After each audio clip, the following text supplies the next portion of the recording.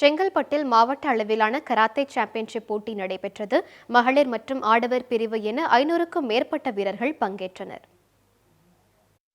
காஞ்சிபுரம் மாவட்டம் செங்கல்பட்டில் அம்மாவட்ட கராத்தே சங்கம் சார்பில் 29வது மாவட்ட அளவிலான இளம் வீரர்களுக்கான கராத்தே சாம்பியன்ஷிப் போட்டி நடைபெற்றது. 2 நாட்கள் நடைபெற்ற இந்த சாம்பியன்ஷிப் போட்டியில் காஞ்சிபுரம், சென்னை, கல்பாக்கம், தாம்பரம் உள்ளிட்ட பகுதிகளில் இருந்து 27 குழுக்களைச் சேர்ந்த 500க்கும் மேற்பட்ட இளம் வீரர் வீராங்கனைகள் பங்கேற்று போட்டியிட்டனர்.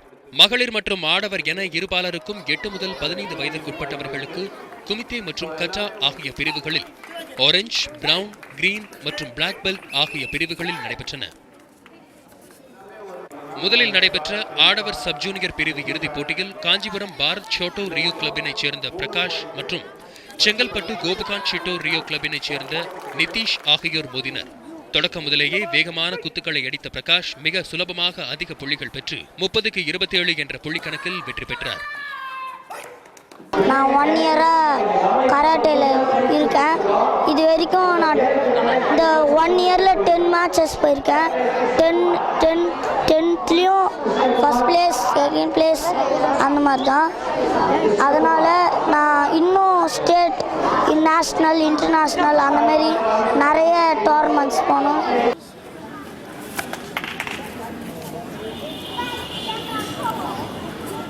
கச்சா பிரிவிற்கு நடைபெற்ற இறுதிப் போட்டியில் செங்கல்பட்டு கோபகாந்த் ஷிட்டோ ரியோ கிளப்பினைச் சேர்ந்த ஹரிசங்கரனும் காஞ்சிபுரம் பாரத் சோட்டோ ரியோ கிளப்பினைச் சேர்ந்த ஆகாஷும் மோதினர்.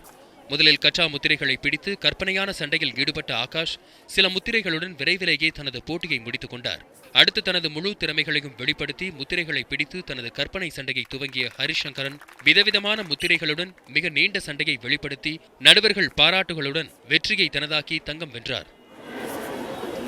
இன்றைக்கி நடந்த டோர்னமெண்ட்டில் ஃபஸ்ட் ப்ரைஸ் வின் பண்ணியிருக்கேன் கட்டா ஈவெண்ட்டில். இதை நினச்சி நான் ரொம்ப பெருமைப்படுறேன். அதோட இந்த கராத்தேல நான் நிறைய விஷயம் கற்றுக்கிறேன். இது ரொம்ப யூஸ்ஃபுல்லாக இருக்குது. என் வாழ்க்கைக்கு ரொம்ப இதுவாக இருக்குது. என் உடம்பையும் என்னால் கட்டுப்படுத்தி இது பண்ண முடியுது. போட்டியில் வெற்றி பெற்று முதல் 3 இடங்களை பிடித்த போட்டியாளர்கள் அடுத்ததாக நடைபெறவுள்ள மண்டல அளவிலான போட்டிக்கு தகுதி பெற்றனர். விளையாட்டுச் செய்தி பிரிவு, நியூஸ் 7 தமிழ்.